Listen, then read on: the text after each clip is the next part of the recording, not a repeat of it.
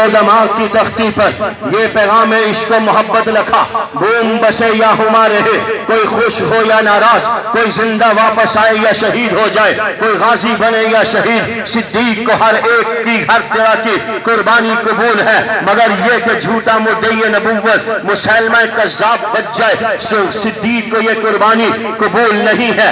چلتے چلے آئیے ہندوستان کی سرزمین پر 1840 میں غلام مرتضیٰ نامی شخص کے گھر پر ایک بچہ پیدا ہوا جس کا نام والدین نے غلام احمد رکھا۔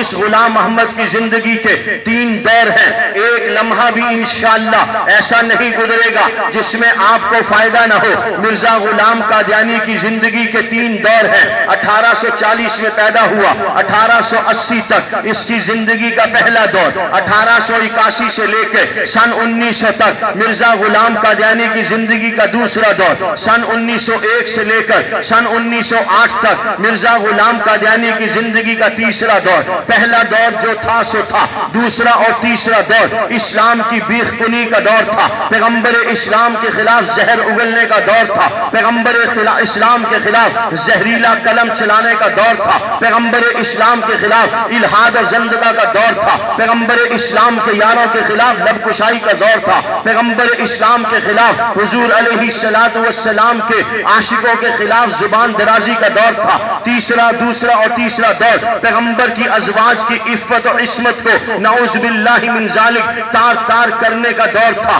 دوسرا اور تیسرا دور نبی علیہ السلام کے خاندان کے خلاف بد زبانی کا دور تھا۔ پھر کہتا ہوں ایک ایک جملے کا ذمہ دار ہو، جتنی باتیں کہہ رہا ہوں گلشن بخاری کے ادنا سے رضاکار ہونے کی حیثیت سے کہہ رہا ہوں۔ پشاور نہیں، پورا کے پی کے نہیں، پورا پاکستان نہیں، پوری دنیا کا قادیانی نہیں، مرزا غلام قادیانی بھی جہنم سے اٹھ کے آ جائے، گلشن بخاری کے رضاکار کے ایک جملے کو چیلنج نہیں کر سکتا۔ جو بات کہی ہے ڈنڈے کی چوٹ پہ کہی ہے، بیچ میدان میں کہی ہے، رات کی اس تاریکی میں کہی ہے، روشنیوں کے اجالوں میں کہی ہے، انشاءاللہ الرحمن قادیانی تو درکنار، مرزا غلام قادیانی بھی کسی بات کا انکار نہیں کر سکتا۔ یہ دوسرا اور تیسرا دور اصحاب کے خلاف، ازواج کے خلاف، بنات کے خلاف، بنین کے خلاف، مساجد کے خلاف، ابو بکر و عمر کے خلاف۔ خدا کی قسم یہ علماء کرام پاگل نہیں ہیں جنہوں نے 250 سال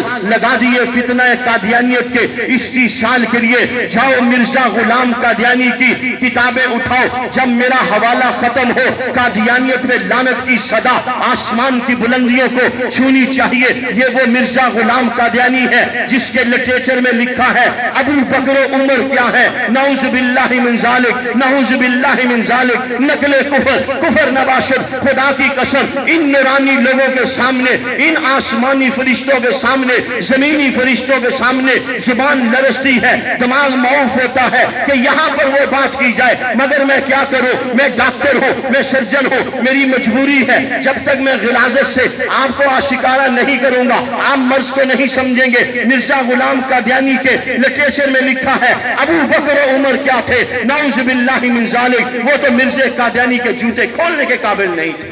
قادیانیوں پہ لعنت، زور سے قادیانیت پہ لعنت، ایک منٹ، قادیانیت پہ لعنت، زور سے۔ جیسے ختم نبوت کے عقیدے کا بات کرنا ثواب ہے، ختم نبوت زندہ باد، ختم نبوت، جیسے ختم نبوت زندہ باد کہنا ثواب ہے، خدا کی قسم اس سے بھی بڑھ کے مرزائیت پہ لعنت بھیجنا ثواب ہے۔ مل کے دونوں ہاتھ بلند کر کے کہو قادیانیت پہ لعنت، قادیانیت پہ لعنت، قادیانیت پہ لعنت۔